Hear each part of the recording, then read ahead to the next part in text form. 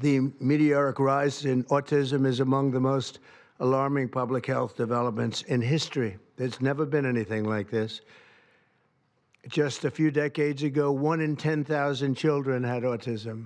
So that's not a long time. And I've always heard, you know, they say a few, but I think it's a lot less time than that. It used to be 1 in 20,000, then 1 in 10,000. And I would say that's probably 18 years ago. And now it's 1 in 31, but in some areas it's much worse than that, if you can believe it, 1 in 31.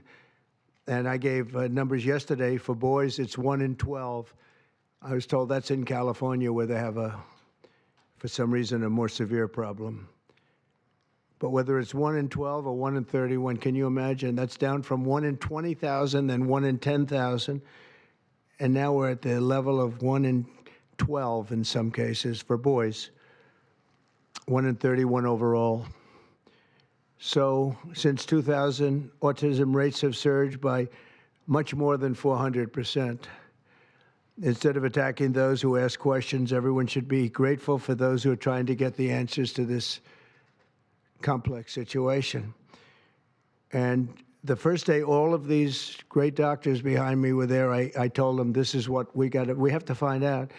Because when you go from 20,000 to 10,000, and then you go to 12, you know there's something artificial. They're taking something. And by the way, I think I can say that there are certain groups of people that don't take vaccines and don't take any pills that have no autism. That have no autism. Does that tell you something? That's currently, is that a correct statement, by the way? There are some studies that suggest that, yeah, with the Amish, for example. The Amish, yeah, virtually. I heard none. See, Bobby wants to be very careful with what he says, and he should, but I'm not so careful with what I say.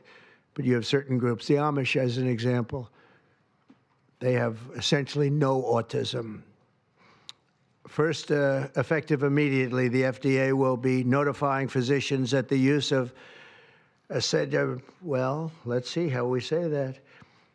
Acetaminophen. Acetaminophen. Is that okay? Which is basically commonly known as Tylenol, during pregnancy can be associated with a very increased risk of autism. So taking Tylenol is not good. All right, I'll say it. It's not good.